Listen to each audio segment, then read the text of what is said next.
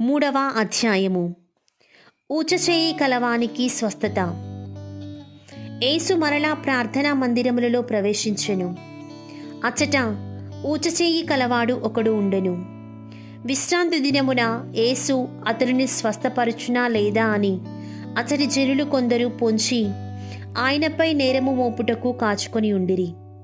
అప్పుడు ఆయన ఆ ఊచచేయి గల వానిని చూచి, ఇచ్చటకు రమ్ము అని వానితో పలికి, జనులను చూచి, విశ్రాంతి దినమున మేలు చేయుటయా లేక కీడు చేయుటయా, ప్రాణరక్షణ మునర్చుటయా లేక ప్రాణ నష్టమునర్చుటయా, ఏది చేయదగిన పని అని వారిని ప్రశ్నించెను. అందుకు వారు మౌనము వహించిరి. అంతటా ఆయన కోపముతో నలుదెసలా చూచి ఆ జనుల హృదయ కాఠిన్యమునకు చింతించి, రోగితో నీ చేయి చాపుము అనెను. వాడట్లే చాపగా స్వస్థుడాయెను. అంతట పరిసయ్యులు వెలుపలకు వచ్చి యేసును చంపుటకు తరుణోపాయమునకై హెరోదీయులతో వెంటనే ఆలోచనలు చేసిరి. సరస్సు తీరమున జనసమూహము. యేసు తన శిష్యులతో సరస్సు తీరమును చేరగా గలిలియా, యూదయ నుండి కూడా విస్తార జనసమూహము ఆయన యొద్దకు పోయెను.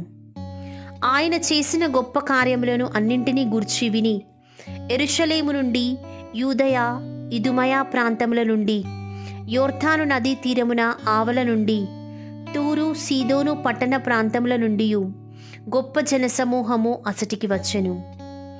జనసమూహము తమపై విరుగబడునేమో అని యేసు తనకు ఒక పడవను సిద్ధము చేయుడని శిష్యులను ఆజ్ఞాపించెను. ఏలయనా ఆయన రోగులను అనేకులను స్వస్థపరిచి ఉండెను. అందుచే ఆయనను స్పృశించుటకై రోగులు అనేకులు త్రొక్కిసలాడుటకై పై పడుచుండిరి. దయ్యములు పట్టినవారు ఆయనను చూడగానే ఆయన ముందు సాగిలపడి, నీవు దేవుని కుమారుడవు అని కేకలు వేసిరి.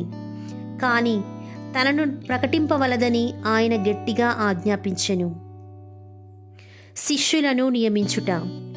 పిదప ఆయన పర్వతము పైకెక్కి తాను కోరుకొనిన వారిని పిలువగా వారు ఆయన యొద్దకు వచ్చిరి. తనతో నుండుటకు సువార్త ప్రకటనకు పంపుట కొరకు ఆయన 12 శిష్యులను నియమించెను. వారికి అపోస్తులు అని పేరు పెట్టెను.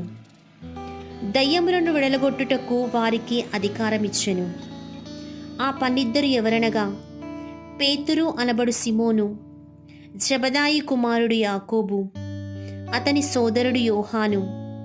ఆయన వారికి బోవనెర్గేసు అను పేరు పెట్టెను. దీనికి ఉరిమెడివారు అని అర్థము.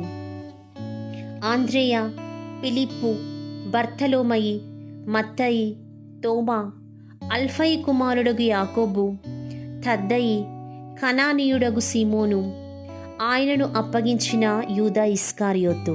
యేసు బెల్జెబూలు. వారు ఇల్లు చేరగనే తిరిగి జనసమూహము గుమికూడినందున భోజనము చేయుటకైనను వారికి వీలుపడలేదు. ఆయన ఆప్తులు ఆ విషయమును విని ఆయనకు మతి చెలించినదని ప్రజలు పలుకుచుండుటచే ఆయనను అచ్చట నుండి తీసుకొని వెళ్ళుటకు వచ్చిరి. యెరూషలేము నుండి వచ్చిన ధర్మశాస్త్ర బోధకులు ఆయనకు బెల్జెబూలు పట్టినదనిరి.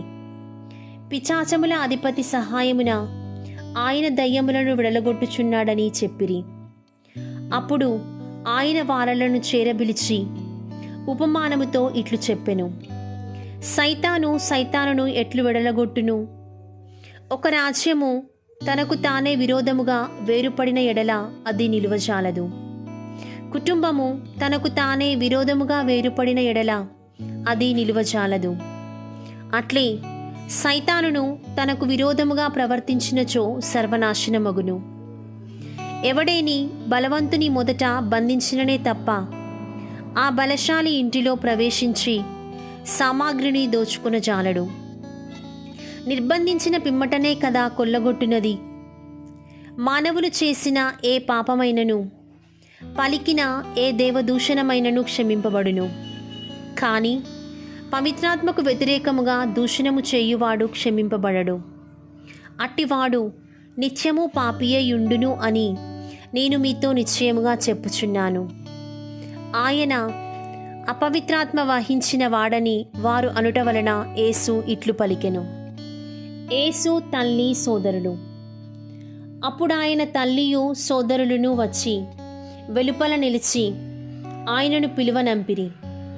జనసమూహము ఆయన చుట్టూను కూర్చుండి ఉండెను. నీ తల్లియు నీ సోదరులు మరియు నీ సహోదరులు వచ్చి వెలుపల నీ కొరకు కాచుకొని ఉన్నారు అని కొందరు చెప్పిరి. అందుకు యేసు, నా తల్లి ఎవరు, నా సోదరి సోదరులు ఎవరు అని తన చుట్టూ ఉన్న జనులను చూచి, ఇదిగో వీరే నా తల్లియు నా సోదరులు, ఏలయనా దేవుని చిత్తమును నెరవేర్చువాడే నా సోదరుడు నా సోదరి నా తల్లి అని పలికెను.